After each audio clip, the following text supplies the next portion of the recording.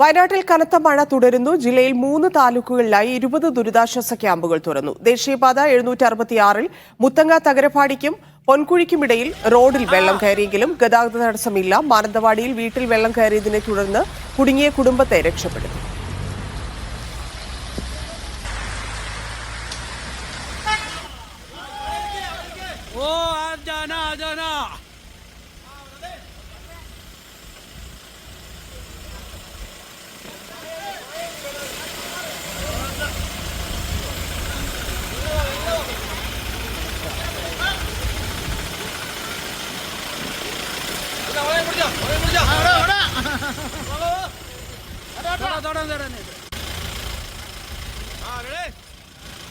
അനീസ് ചേരുന്നു. അനീസ്, ജില്ലയുടെ വിവിധ ഭാഗങ്ങളിൽ കനത്ത മഴയാണ്. പലയിടത്തും അപകടങ്ങളും ഒക്കെ ഉണ്ടായിട്ടുണ്ട്. എന്തൊക്കെയാണ് വിവരങ്ങൾ?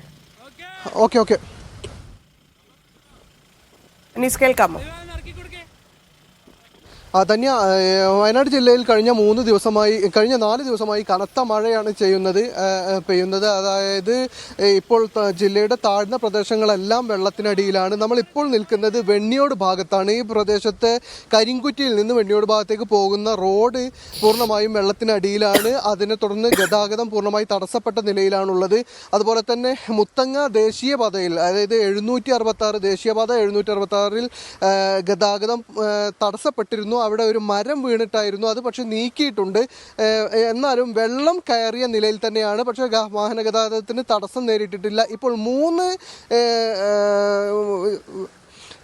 താലൂക്കുകളിലായി, ജില്ലയിലെ 3 താലൂക്കുകളിലായി ഇപ്പോൾ 20 ക്യാമ്പുകൾ തുറന്നിട്ടുണ്ട്. ഈ 20 ക്യാമ്പുകളിലായി 234 ആളുകളെയാണ് ഇപ്പോൾ മാറ്റിപ്പാർപ്പിച്ചിട്ടുള്ളത്. എന്തായാലും വലിയ ഭീതിതമായ സാഹചര്യമാണ്. നമ്മൾ നിൽക്കുന്ന ഈ പ്രദേശം ഒന്നാകെ ഇതൊരു വയലാണ്. ഈ വയലിലെല്ലാം നിറയെ വെള്ളമാണ്.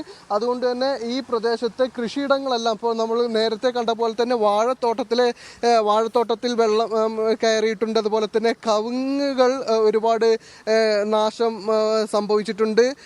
എന്തായാലും വലിയ തരത്തിലുള്ള പ്രയാസത്തിലാണ് ഇപ്പോൾ നമ്മൾ ഈ സംസാരിക്കുന്ന സമയത്ത് മഴയ്ക്കൊരല്പം കുറവുണ്ട്. എന്തായാലും ഈ മഴ ഇതുവരെ ഉണ്ടായിരുന്നത് പോലെ തുടരുകയാണെങ്കിൽ വലിയ നാശനഷ്ടങ്ങൾക്ക് കാരണമാകും. പ്രത്യേകിച്ച് വയനാട് ജില്ലയെ സംബന്ധിച്ചിടത്തോളം മലയോര മേഖല ഒരുപാടുള്ള ഒരു പ്രദേശമാണ്. മല, അതുപോലെ തന്നെ കാടിനോട് ചേർന്ന പ്രദേശങ്ങളൊക്കെയാണ്. ഈ ഭാഗങ്ങളിലൂടെ യാത്ര ചെയ്യുമ്പോൾ ആളുകളോട് ജാഗ്രത പാലിക്കാൻ ജില്ലാ ഭരണകൂടം ആവശ്യപ്പെട്ടിട്ടുണ്ട്. ഇപ്പോൾ വലിയ പ്രയാസങ്ങൾ, ഒരു ജീവാപായം കഴിഞ്ഞ ദിവസം നമ്മൾ റിപ്പോർട്ട് ചെയ്തിരുന്ന ഒരു കാര്യം, ഒരു ഷോക്കേറ്റ ഒരാൾ മരിച്ചതാണ്. വൈദ്യുതി ലൈൻ പൊട്ടി വീണതിനെ തുടർന്നാണ് പാടത്ത് നിന്ന് ഷോക്കേറ്റ ആൾ മരിക്കുന്നത്. ഇതാണ് ഈ തവണ ഉണ്ടായിട്ടുള്ള ഒരു ജീവാപായം എന്ന് പറയുന്നത്. അതൊഴിച്ചു നിർത്തിയാൽ കാര്യമായ അപകടങ്ങൾ ഉണ്ടായിട്ടില്ല. 28 വീടുകൾക്ക് ഭാഗികമായി കേടുപാടുകൾ സംഭവിച്ചിട്ടുണ്ട്. എന്തായാലും വലിയ പ്രയാസത്തിൽ തന്നെയാണ് ജില്ല ഉള്ളത്. ഇപ്പോഴുണ്ടായിട്ടുള്ള ഈ മഴയുടെ ശമനം അല്പം കൂടി ഇനി നീണ്ടു നിൽക്കുകയാണെങ്കിൽ വെള്ളം ഇറങ്ങി തുടങ്ങും. ഇപ്പോൾ വെള്ളം ഇറങ്ങി തുടങ്ങുന്ന ഒരു സാഹചര്യമായിട്ടുണ്ട്. ധന്യ. ശരി അനീസ്.